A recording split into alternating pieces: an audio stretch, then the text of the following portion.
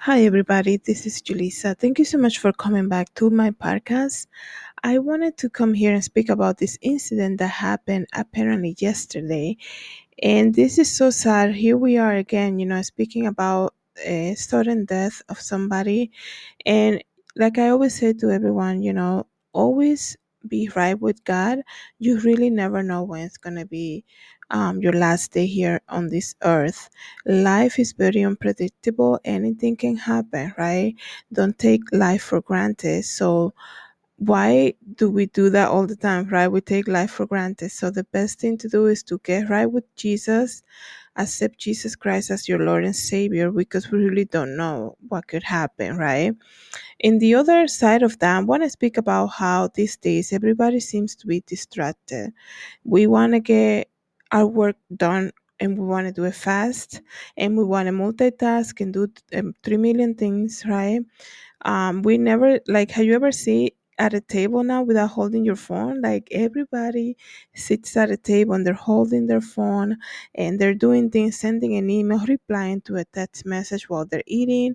And it could be in company, with family, they can be feeding their child, anything, right? We're so accustomed to this life of multitasking that we think that we can accomplish many things all at once, right? And I'm so guilty of that because, believe it or not, I am a multitasker. I work better when I have a lot of things going on.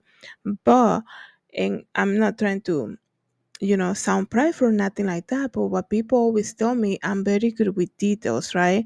So I'm thankful that even though I can multitask and do many different things at the same time, I'm also able to pay attention to details. And the reason that I say that, paying attention to details is so important, right? We can be distracted so easily. The other day, before I go into the story for today, the other day I went to the car wash, right? And I have a new car, and I struggled to put this car on neutral, right?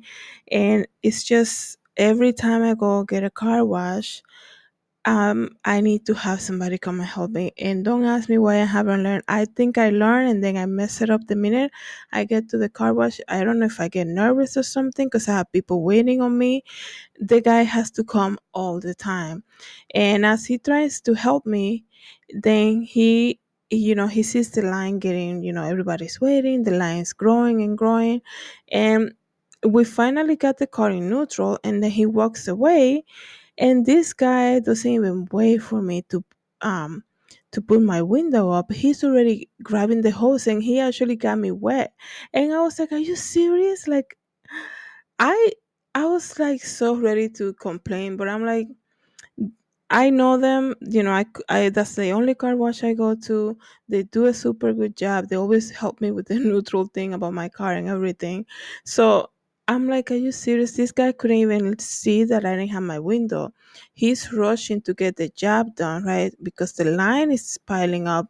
He already wasted, a few minutes with me trying to get the car in neutral, that he didn't even wait enough to see me be ready for the to enter fully the car wash. He's grabbing the hose and he got me all wet. I didn't even have my window ready up yet.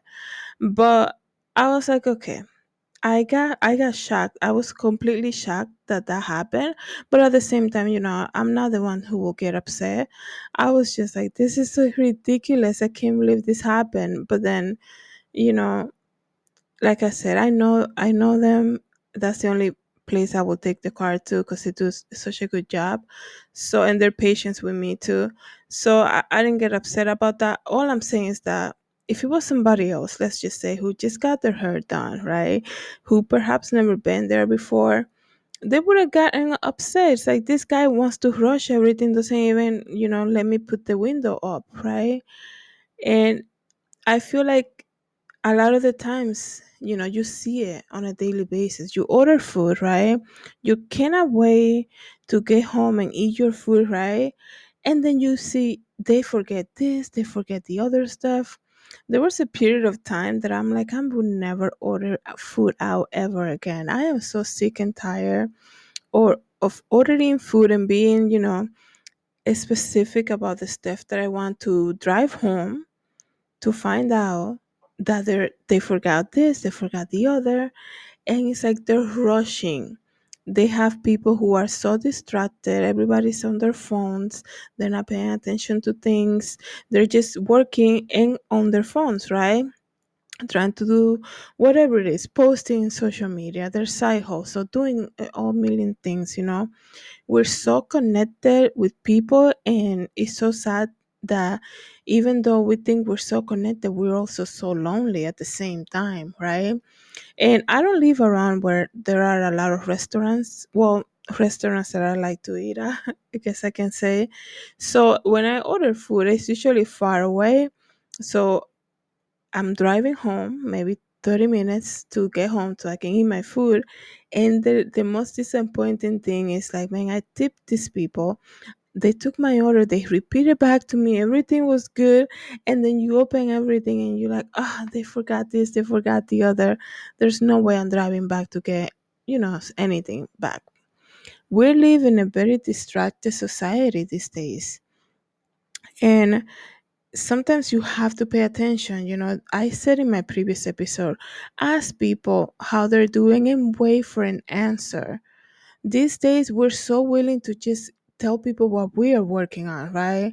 Oh, I'm doing this tomorrow, and then this weekend we're gonna go this. It's summertime, right? So everybody has a million plans going on, and then by September I'm doing the other, and then there's so much time that we spend telling other people's our plans that we don't even have the decency to say, so what are your plans for the summer? What are you doing next? And not just asking, but waiting to get the answer. We live in a society, we're so quick to just, you know, we're so quick. We live on time. It's so crazy because the other day I went to Bible study and they're asking me, you have to leave by 9? And I said, yeah, and the reason they asked me that is because they saw that I left early too. And it's so crazy because I'm like, okay, this, our days are divided now by time. I'm like, I'm gonna go to Bible study, but I know when I come back, I have to do this. I have to update the website. I have to do this other thing. I have to file paperwork, and it's like every block of our time is like it's already given before we even wake up. It's like if we know that, let's just say, if we don't log in on our work on time, we're gonna, it's not gonna be good for us. Or if we don't post something by 11 a.m., right? That's usually my time for social media. If I'm not posting by 11 a.m., I'm gonna be slacking the whole day, right? So try to get the first post by 11 a.m. And we got so used to this life of go, go, go, go, and multitasking and doing 3 million things, and we want to do so much. And I think after the pandemic, that also let us know that life is so fragile that we can make a million plans and we don't even know what could happen, right? When the pandemic happened, just to give you a little more details about me, I started a new job, right? Aside from everything that I do with the fashion, with the podcast and YouTube, aside from that, I also have a full-time job, right? And during the pandemic, I it was like January 2020 that I started a brand new job. Brand new year, brand new job. I was like, it's gonna be amazing. I started this 8-week training program for this company. And it was my last week of training, and there I was shutting down. It was like 3 p.m that I was shutting down. They're closing the state. Basically, everybody is told to go home. And this was like March, right? The second week in March. And I was like, what just happened? I'm like, this is so crazy. Like, everybody that work in that company, they're so secure, right? They've been there for years. I'm the newbie just finishing up training, and now everything's shutting down. And they're like, oh, we're gonna get on group chats and see what we're gonna do, but they are covering 2 weeks pay. And I'm thinking to myself, do I even get that? Because I'm so new, right? um and then, like, okay, everybody's gonna be furloughed, everybody's going on unemployment. And I was like, do I even get that? Like, that's all I kept asking. But once again, because Jesus knows what I need before I even ask. And I will never forget in March of 2020 how God, I was God just, I was listening to these live updates on the news, right? And going through the whole thing of the pandemic and being so shocked by everything that was happening and being alone at home and knowing that my mom was at a nursing home in lockdown, it was so terrifying for me. We never me and my sister never had lost access to our mom. Even if she was in a nursing home, we will alternate every day to bring her dinner and to be there with her and to kind of check in on things and see how she was doing. And I think anybody who has a relative in a nursing home, that's something that you should do, right? Go on a daily basis. If you can go on a daily basis after work, at least for dinner time, have somebody who can fill in for you. They can report back to you. You can see if there was any change in the mood, any change in staff, anything that you can notice that was off. And if you, my mom has dementia, right? I don't think I shared that before. So I know communicating could be hard, but there you will see it. If you go on a daily basis, you get to you know your parent, you know how they react to things, and you know when something is off, right? So that's why it's so important to do that if you have a family in a nursing home. But going back to that and knowing that life is unpredictable, even though I had lost my job, right? The pandemic hit like everybody else, a lot of people lost their job. I was watching the live news and I remember Governor Cuomo back then. He's like, we need people that know how to sew and we need people who can create masks. And I was like, that cannot sound more like me, right? I was like, I have a sewing machine. I have a studio that is closed right now. I cannot even I don't want to. I remember being at the studio in early March of 2020. I'm like, I'm out of here. It's a ghost town. There's nobody around, and I don't feel comfortable being here by myself. That's like one of the first time after having that studio for so many years that I feel like it's so eerie. Just because I didn't see anybody outside, there was nobody in the building. There was barely any cars. I'm like, let me go home. Like I don't even know what I'm doing here, and I was like, when he said we need people that know how to sew, I'm like, that's me. I'm gonna do that. And then it went off. Like the minute people find out I was making face masks, everybody was reaching out for me, and that's how I was able to sustain myself. And I don't think I was selling face masks for like $30, $40 like I saw a lot of people do on Etsy. I was selling them for $5, probably less, right? $5. If you buy more than three, you get it for $3 each or something like that. And I was so thankful for that. And that's how God operates, right?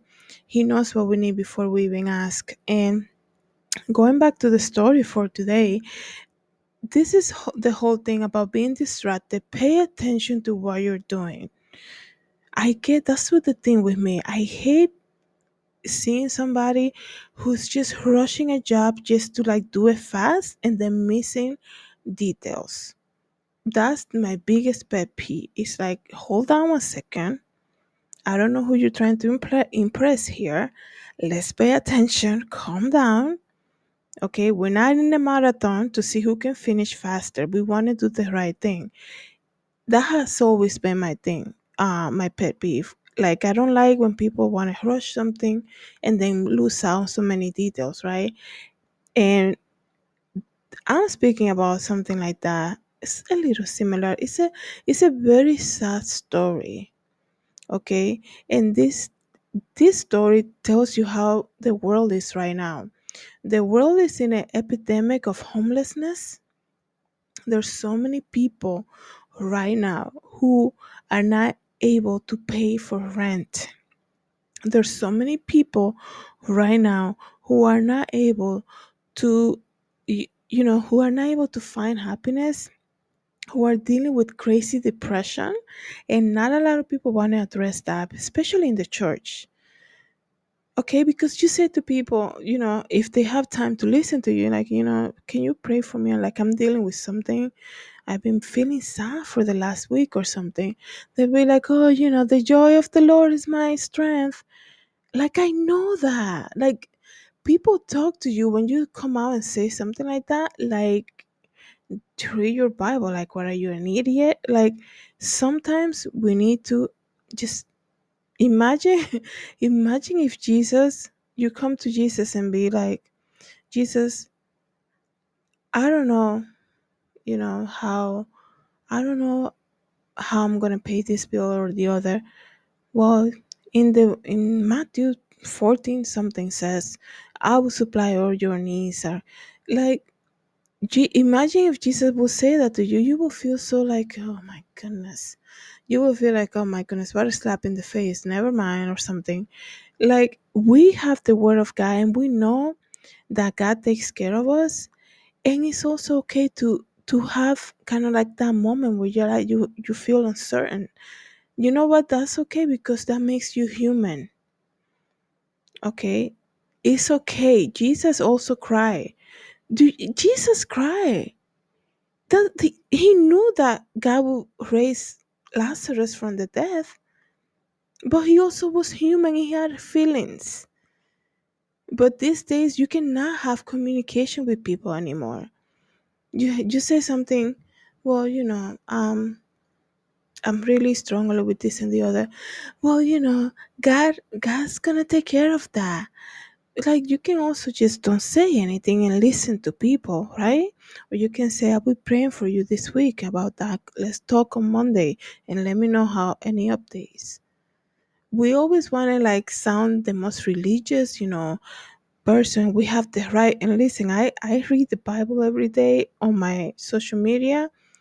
And even so, I would never, I, God forbid, I'll somebody comes to me with an issue and I'll be like, well, in Romans 9, like, I we use the word of God like that.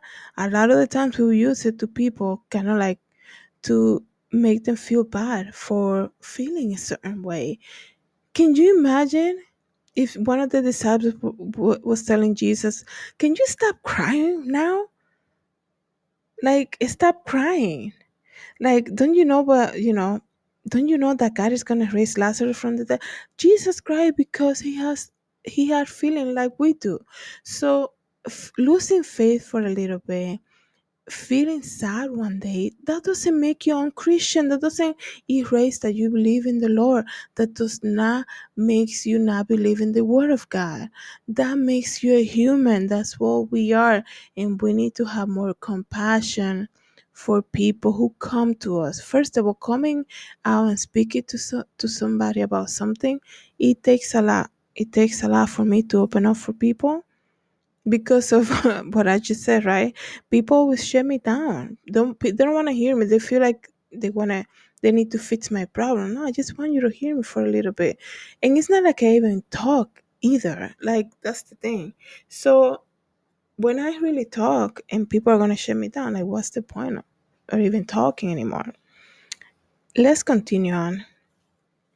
Let me just read to you guys what this is all about paying attention to what you're doing. Do not get distracted and have respect for human life, right?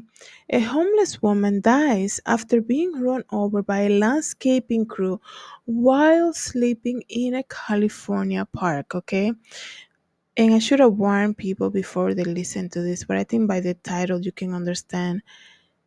This is so sad that somebody went through this ordeal, that you have a landscaping crew,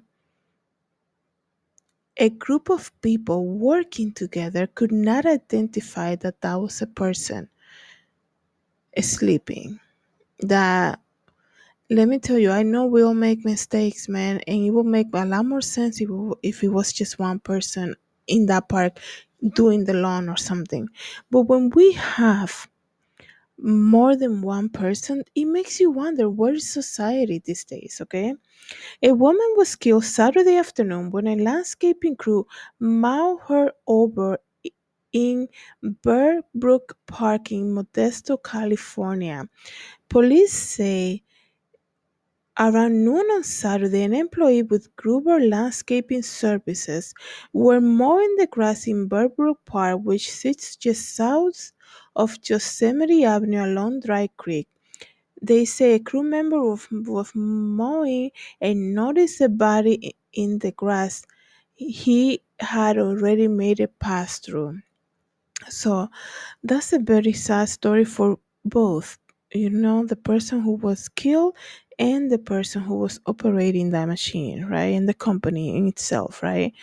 Um, it's such a, it's, what they call a freak accident.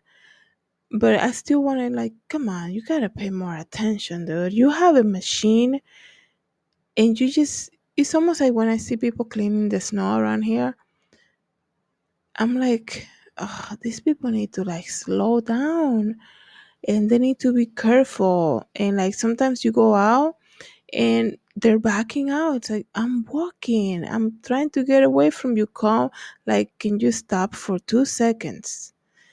And then you're like, oh, they don't see me. Yeah, they do. They're looking right at you and they still don't want to stop, right? Um, it says here the employee called the authorities and when enforcement arrived, the woman was pronounced dead at the scene.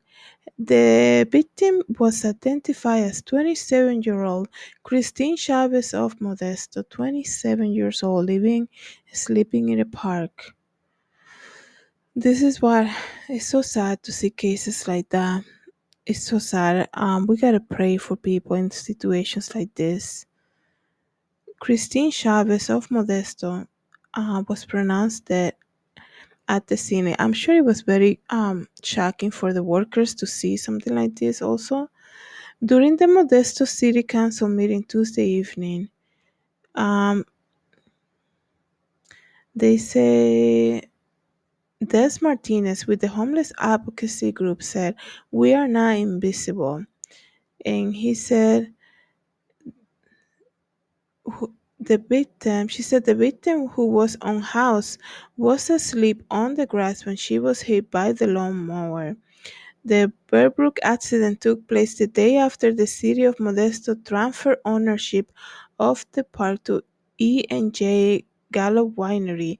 The city and prominent winemaker has swapped the 12-acre Bearbrook Park for the same amount of the acreage along the river. In January, the city council approved the trade, which was completed last Friday as part of its effort to create a river walk that follows the length of Tuolumne River Regional Park. So I just thought of something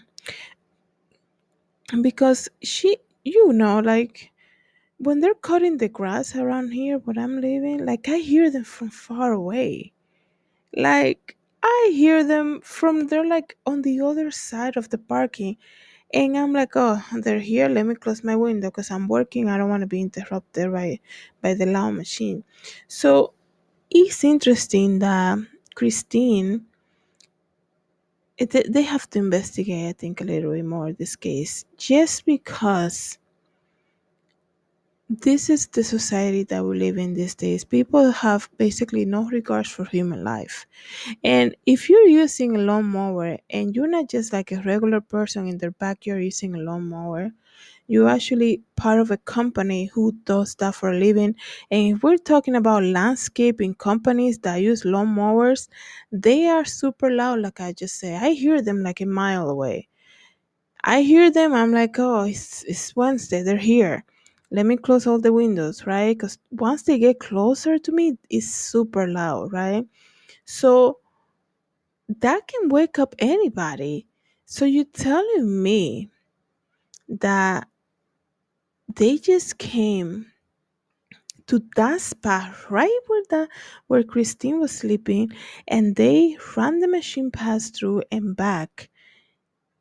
It's like, uh, did they start it right on her spot? Like I'm not trying to be gruesome here. I'm just trying to be realistic. Once again, when they getting their equipment out, you have a group of guys. They usually don't come in a silent car either. They usually come in a truck that makes noise. So if you're sleeping in a park, right, and you're like a homeless person, I don't think you're wearing headphones, right? I, I don't think you. I don't think that's the idea here, that oh, she was wearing headphones, she couldn't hear anything. I don't think that's the case, because they have to be careful about their safety too, especially when they're sleeping in a park, right? Anyways, so once again, you have a group of men who arrive to work on a Saturday at a park. They don't just come in a silent car like they're trying to do an investigation so quietly, and they walk so quietly. Usually they come in a truck. Usually they're loud. Usually they're talking, and they are grabbing that equipment, and a lot of the times turning the leaf blower is the loudest thing ever, right? So they're grabbing that equipment, and just closing their doors is loud, right? So how close were they to Christine that she couldn't hear any of that? How close were they that she couldn't hear the first run through of the lawnmower on the side that I was like behind her or in front of her? That it didn't wake her up. Like, it is strange. And I know people are gonna say maybe a lot of homeless people, they drink and they pass out and things like that. But this, they're saying police say she was sleeping. So there's nothing in this article that's saying, well, we noticed that she was moving and she was raising her hands as we got closer, and they couldn't hear her or something. Or like my coworker was trying to get my attention, he couldn't hear it. Um, it's just a little strange. I think it needs to be investigated more. I want to know what you guys think about this. Okay, it is, like I said, when the landscaping crew arrives, everybody knows they're here. They don't walk, even if it's 4 o'clock in the morning and they're trying to clean the snow, because they like to do that overnight for some reason, because they want to clean everybody's house and make the most money. So they come at 3 in the morning, 4 o'clock, even when they're passing through, just walking, they're talking, and they're loud. They don't care, right? So you hear them talking, you hear them arriving. I'm not saying they're bad people, nothing like that. I'm just saying, that's how they work. They do landscaping, they deal with loud machinery every day, they're used to speaking loud, right? So it's just quite interesting that that Christine is not gonna wake up from that, especially sleeping on the streets. You worry about your safety. Wouldn't you think that you're so concerned, like who might be around, right? I mean, a random park, it's not like she's down by with other homeless people, right? It's like on the side of the soup kitchen or something like that, that everybody gathers and they sleep there overnight. She's at a park. They're not saying here she was sick, she passed out, nothing like that. They're saying she was sleeping. So I think it needs to be investigated more. Um, it's just an observation. Anyways, thank you so much, everyone, for coming here and listening to the podcast. And I do thank you, everybody. I also wanted to remind you, I am offering subscriptions. So please click on the link and subscribe. It really will help me create more content, and also um, spread you know, I guess you can say the gospel of Jesus Christ, tell people about Christ. So if you want to partner with me in this podcast, it will really help me. I believe the price, don't get, I might be wrong, but I believe the price is just $3.99 a month, and that you can also do automatic deduction from your account. But that's all set up through the app, whichever app you're listening to. If you want to learn more about me, you can always visit julisadesigns.com. Thank you so much, everybody, for being here. Let me know what you guys think about this episode. Have a good day. God bless.